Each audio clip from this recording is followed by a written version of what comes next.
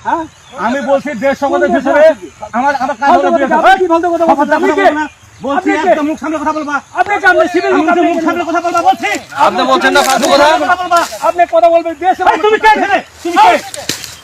কে তুমি কে তুমি কে এখানে তুমি সীমান্তে কে তুমি কে এখানে এখানে দেশের কথা বলবেন বিজেপি কথা তুমি কথা বলো কেন আমাদের জমি তো কি হইছে তুমি কে ল্যান্ডের লোক ল্যান্ডের লোক তো কি আপনি বিয়ে আছে না তো আসা বলছে তোমাকে শুনে সীমানা আসা অনুমতি দিতে কে আমরা কিছু করছি না কেন না কেন তুমি এই কথা বলো কেন যে তুমি কে মানে তুমি কে এটা বলো হ্যাঁ লাইন তো আপনি বলবো আপনি অবশ্যই যে কার কি এতে দাঁড়িয়ে আছি আমরা আমি আপনার ভূমিতে গেছি আমরা আপনার ভূমিতে তা আমি তো জানি আপনি সিভিল লোক এখানে কেন আপনি এখানে বিএসএফ দ্বারা থাকবে আপনি কি আপনার সিভিল লোক এখানে কেন